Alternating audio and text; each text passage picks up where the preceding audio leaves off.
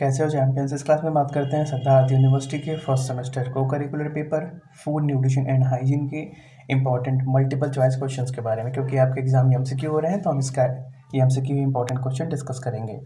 तो BA BSc BCom BBA BSc जिनका भी एक कोर्स है सभी के लिए ये इंपॉर्टेंट है। ठीक है, स्टार्ट करते हैं। पहला क्वेश्चन, पोषण शब्द का सही अर्थ क्या है। तो पोषण मतलब होता है भोजन के सेवन, पाचन व उपयोग की प्रक्रिया। स्वास्थ्य की वर्ल्ड हेल्थ ऑर्गेनाइजेशन परिभाषा के अनुसार स्वास्थ्य है क्या है, शारीरिक मानसिक और सामाजिक पूर्ण कल्याण की स्थिति। संतुलित आहार में किस पोषक तत्व की सबसे कम आवश्यकता होती है। तो संतुलित आहार के अंदर विटामिन सबसे कम उपयोग होता है। निम्न में से कौन सा पोषण का प्रकार नहीं है। तो औद्योगिक पोषण का प्रकार नहीं होता। भोजन योजना बनाते समय सबसे महत्वपूर्ण कारक कौन सा है। तो आयु और शारीरिक कार्य सबसे महत्वपूर्ण कारक है। शरीर को तुरंत ऊर्जा देने वाला पोषक तत्व है कार्बोहाइड्रेट। शरीर को तुरंत ऊर्जा देने वाला पोषक तत्व है। जटिल कार्बोहाइड्रेट का उदाहरण है तो चावल एक जटिल कार्बोहाइड्रेट का उदाहरण है। वसा का एक महत्वपूर्ण कार्य कौन सा है। तो vitamin A, D, E, K का अवशोषण करना। क्यों? क्योंकि vitamin A, D, E, K वसा में घुलनशील होते हैं। शारीरिक वृद्धि के लिए सबसे आवश्यक पोषक तत्व है प्रोटीन, सबसे ज़्यादा आवश्यक पोषक तत्व है। निम्न में से कौन सा उच्च गुणवत्ता वाला प्रोटीन स्रोत है। तो अंडा उच्च गुणवत्ता वाला प्रोटीन स्रोत है। कैल्शियम का अवशोषण किस विटामिन की उपस्थिति में होता है। तो विटामिन C की उपस्थिति में कैल्शियम का अवशोषण होता है। आयरन के अवशोषण में सहायक विटामिन कौन सा है। तो विटामिन C आयरन के अवशोषण में सहायक विटामिन होता है। फ्लोरीन का मुख्य कार्य है क्या है। फ्लोरीन का मुख्य कार्य दांतों को मजबूत बनाना है।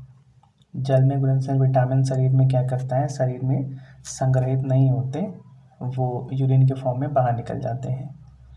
विटामिन B समूह का मुख्य कार्य है, क्या कार्य है, ऊर्जा चयापचय में सहायता करना।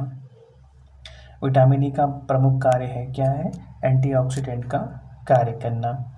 शरीर के कुल वजन का लगभग कितना प्रतिशत जल होता है। तो 60% जल होता है। आहार रेशा मुक्त रूप से किसे प्रभावित करता है। तो पाचन तंत्र को प्रभावित करता है। घुलनशील आहार रेशा किसमें पाया जाता है। तो फल में पाया जाता है। अघुलनशील आहार रेशा का मुख्य लाभ है क्या है, कब्ज से राहत देता है।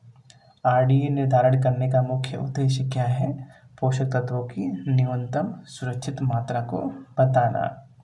RDA किस आयु वर्ग के अनुसार अलग अलग होती है। तो RDA आयु, लिंग व कार्य स्तर के अनुसार अलग अलग होती है। गर्भावस्था में अतिरिक्त ऊर्जा की आवश्यकता किस कारण होती है। तो भ्रूण की वृद्धि के कारण होती है। 1000 दिनों की पोषण अवधि का प्रारंभ होता है, कब होता है, गर्भधारण से प्रारंभ होता है और बच्चे के जन्म के 2 वर्ष बाद तक चलता है। गर्भावस्था में फोलिक एसिड की कमी से क्या हो सकता है। तो फोलिक एसिड की कमी से न्यूरल ट्यूब डिफेक्ट हो सकते हैं। शिशु को जन्म के बाद कितने समय के भीतर स्तनपान शुरू कराना चाहिए। तो जन्म से 1 घंटे के अंदर ही स्तनपान शुरू कराना चाहिए। कोलेस्ट्रॉल का मुख्य लाभ है, क्या लाभ है, रोग प्रतिरोधक तत्व देता है। पूरक आहार का उद्देश्य क्या है, शिशु की बढ़ती पोषक आवश्यकताओं की पूर्ति करना। 6 से 24 माह के बच्चे के लिए भोजन कैसा होना चाहिए। तो भोजन गाढ़ा, ऊर्जा व पोषक तत्व युक्त होना चाहिए। बालक के विकास को प्रभावित करने वाला प्रमुख कारक है कौन सा है, आनुवंशिकता और पोषण बालक के विकास को प्रभावित करने वाला प्रमुख कारक है। कुपोषण का सबसे अधिक प्रभाव किस पर पड़ता है। तो सबसे अधिक प्रभाव गर्भवती महिलाएं और बच्चों पर पड़ता है। सामुदायिक पोषण का मुख्य लक्ष्य है, क्या लक्ष्य है, जनसंख्या स्तर पर पोषण को सुधार करना। मधुमेह में किस प्रकार का कार्बोहाइड्रेट उपयुक्त होता है। तो मधुमेह के अंदर जटिल कार्बोहाइड्रेट उपयुक्त होता है।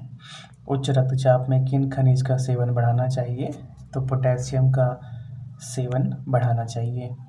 मोटापा किस असंतुलन का परिणाम है। तो यह ऊर्जा सेवन व व्यय असंतुलन का परिणाम है। कब्ज की समस्या अधिकतर किस कारण होती है। तो कम फाइबर आहार लेने के कारण होती है। डायरिया में निर्जलीकरण से बचाव के लिए क्या आवश्यक है? तो ORS एवं तरल पदार्थ लेना आवश्यक है। टाइफाइड संक्रमण मुख्यतः किससे फैलता है? तो वो दूषित जल व भोजन करने से फैलता है। राष्ट्रीय पोषण कार्यक्रमों का क्रियान्वयन मुख्यतः किस माध्यम से होता है? तो पंचायत एवं आंगनवाड़ी माध्यम से होता है। पोषण शिक्षा का अंतिम उद्देश्य है क्या है? व्यवहार परिवर्तन लाना। सामुदायिक स्वास्थ्य में प्राथमिक रोकथाम का अर्थ है, क्या अर्थ है? रोग होने से पहले रोकथाम। निम्न में से कौन सा संक्रामक रोग नहीं है? तो मधुमेह यह एक संक्रामक रोग नहीं है, यह लाइफस्टाइल से जुड़ी एक बीमारी है। मधुमेह के दीर्घकालिक नियंत्रण में सबसे महत्वपूर्ण है क्या है? आहार एवं जीवन शैली प्रबंधन। उच्च रक्तचाप से बचाव के लिए कौन सा उपाय उपयोगी है? तो नियमित व्यायाम करना उपयोगी है। मोटापा बढ़ने का एक प्रमुख सामाजिक कारण है क्या है? फास्ट फूड संस्कृति है। डायरिया में जिंक सप्लीमेंट लेने का लाभ है, क्या लाभ है? रोग अवधि कम करना। सुरक्षित पेयजल का सबसे सरल घरेलू तरीका है, कौन सा है? उबालना सबसे सरल घरेलू तरीका है।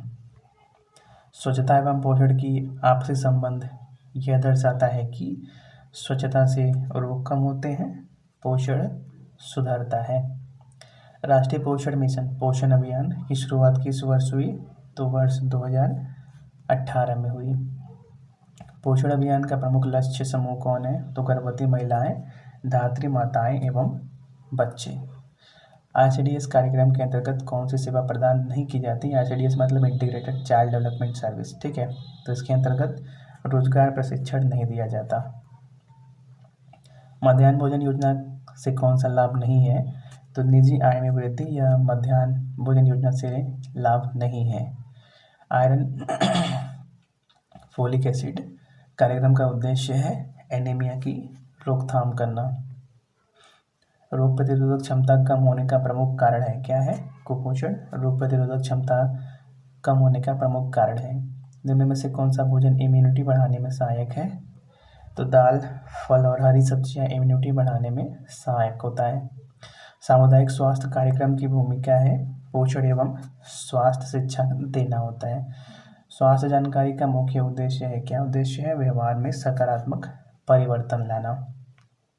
जीवन शैली से संबंधित रोग का उदाहरण है तो उच्च रक्तचाप यह जीवन शैली से संबंधित रोग का उदाहरण है। पोषण एवं स्वास्थ्य कार्यक्रम की सफलता निर्भर करती है, किस पर निर्भर करती है? सामाजिक सहभागिता पर निर्भर करती है। तो इस क्लास में इतना ही, मिलते हैं अगले क्लास में। तब तक के लिए thanks for watching, have a nice day.